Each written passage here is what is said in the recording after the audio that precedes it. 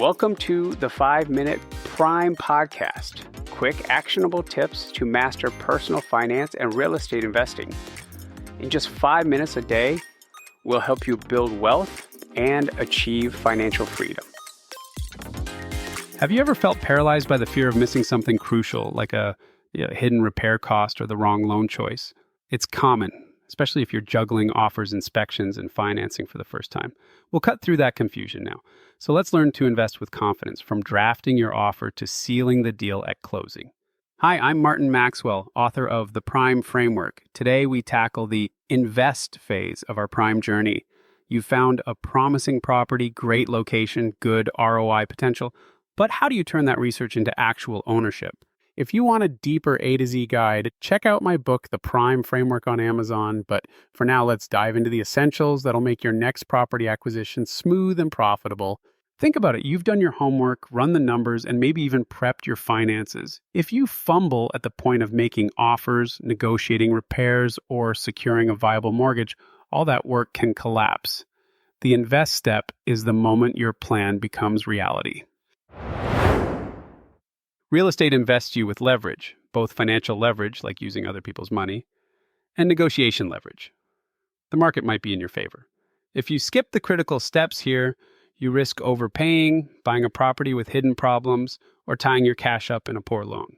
We want to avoid those pitfalls and ensure you lock in a property that supports your cash flow or flip goals, not undermines them. I break invest down into 4 essential pieces. 1, offer and negotiation. You have your comps and know the local market. Translate that into an offer that's precise, with contingencies for inspection, financing, and appraisal. Negotiate on essential items, repairs, price, or closing costs. Don't overload your offer with unnecessary contingencies, but protect your interests.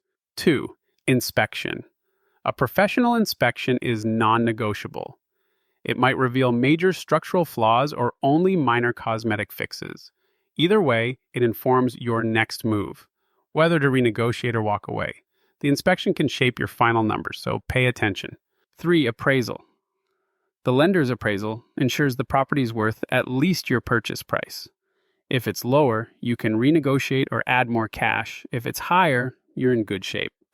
Don't skip verifying the report details. Appraisals can also be an opportunity to refine your negotiation one last time.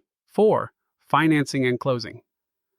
With the green light from inspection and appraisal, line up your loan or funding source. After finalizing the details, closing day transfers ownership to you. This step also includes verifying all final documents, ensuring no hidden fees or miscalculations. Nail these 4 steps, and you lock in a deal that truly meets your numbers, so there's no unwelcome surprises post-closing. Now, let's take a closer look at financing your investment. This is often a make or break element. How you fund the deal can drastically affect both your monthly cash flow and your ability to close quickly. Let's break down a few common and creative methods. 1, conventional mortgages, ideal if you have a solid credit score and at least 20-25% down for an investment property. You'll get predictable payments, especially with a fixed rate, but you'll need the typical underwriting docs, pay stubs, tax returns, etc. 2, FHA or VA loans. If you plan to occupy part of the property, like house hacking, you might use FHA 3.5% down if your credit score is 580 plus, or VA, no down payment for qualified military vets. Mind you, these are primarily for owner-occupants, but they can be strategic if you live in one unit and rent out the rest. 3, DSCR loans, aka debt service coverage ratio. This is big for investors with complex finances. The lender focuses on the property's cash flow rather than your personal DTI. If the expected rent covers the mortgage with a comfortable DSCR, like 1.2 or higher, you can qualify even if your personal tax returns are unconventional. 4, private or hard money. Need to close fast on a fixer-upper banks won't touch? Hard money or private lenders might step in, albeit at higher interest and shorter terms.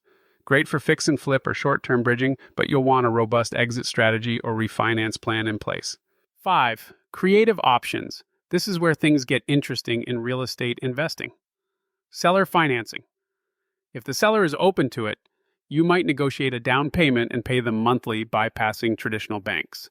Or you can tap into partnerships. Bring in a partner with capital or complementary skills. Just be crystal clear on profit splits and roles. Remember, the right financing method depends on your strategy, i.e., long-term hold versus quick flip, your credit or liquidity, and how quickly you need to close. Choosing wisely can mean the difference between a stable, profitable deal and one that sucks up your resources or fails to materialize. Keep your lender or private money backer in the loop from the start, so no last-minute shocks derail your timeline. Let me share one of my own experiences. I had a property under contract and the inspection turned out fine, no major repairs. But the appraisal came in $30,000 or so lower than the agreed price. This threatened both my financing terms and my ROI threshold. So, after confirming my numbers still work, if I got a $25,000 discount, I told my agent, let the seller know we either drop the price by $25,000 or I walk. But I also wanted part of that discount applied as a closing cost credit. Why?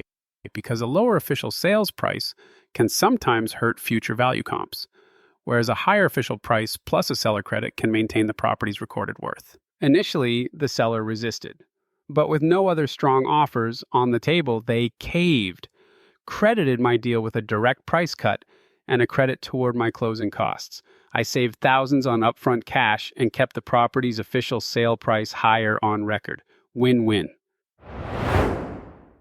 So that's the invest phase. In a nutshell, make a targeted offer, confirm the property's condition, secure the right financing, and close with confidence. When each stage goes smoothly, you walk away with an asset that lines up perfectly with your strategic goals.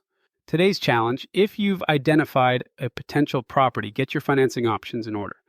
Talk to at least one traditional lender and one creative option, like a private money source or a DSCR lender, to see which route best fits your plan. And if you want a deeper dive into each aspect of real estate investing, feel free to check out my book, The Prime Framework, on Amazon.